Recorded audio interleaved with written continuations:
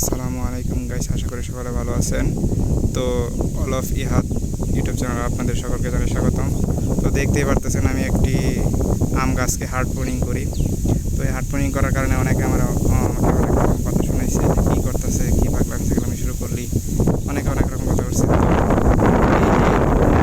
এই কাজটা আমি একজনের থেকে অনুপ্রাণিত হয়েছি, তো ওইটাও বলতেছি। তো আমি আরেকটা গাছ হার্ড প্রুনিং করি, চলুন ওইটাও দেখাই আপনাদেরকে। তো এই যে দেখতে পারতেছেন, এই যে একটা ছোটো জাতের কমলার জাত, এটাকে আমি সুন্দরভাবে হার্ড প্রুনিং করে এই দেখেন নিচ থেকে দেখাই।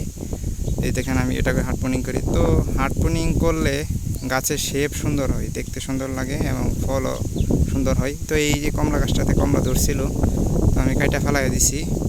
ফালাই দেওয়ার পরে এখন আবার নতুন কুশি বের হয়েছে। ওইটাতে তো দেখছেন আম গাছে বড় সুন্দর সুন্দর কুশি বের হয়েছে। তো এই যে দেখতে পারতেছেন আমি যে কাজগুলো করলাম, এগুলো কার থেকে অনুপ্রাণিত হয়ে করছি এটা আপনাদেরকে আমি বলতেছি। তো দেখতে পারতেছেন এই গাছটারও কোনো শেপ নাই, মানে এই গাছটার শেপ না থাকলে আরেকটা রোগ আছে, এটা হলো ওই যে এই মুকুল রোগ, যেটার কারণে আপনার বোল বের হবে না। ডাল দিয়ে সাইড দিয়ে মুকুল বের হবে কিন্তু বোল বের হবে না, আম ধরবে না আর কি, আম টিকবে না। ওই বোলগুলো ধরে পরে আর কি গাছের কোনো শেপই থাকবে না, সুন্দর হবে না। তো এটাকে আমি প্রুনিং করবো, হার্ড প্রুনিং করবো, এই ভিডিওটা আপনাদেরকে দেখাবো। তো এখন কথা হলো আমি কার কাছ থেকে দেখা এই এত বড় বড় সিদ্ধান্ত নিলাম প্রুনিং করা। মানুষটি আসলে কে, কার কাছ থেকে আমি এত উৎসাহিত আগ্রহিত হয়ে এত বড় বড় সিদ্ধান্ত নিতেছি। তো তিনি হলো আলী প্লান্ট নার্সারির ইউটিউব চ্যানেলের মালিক সালে ভাই।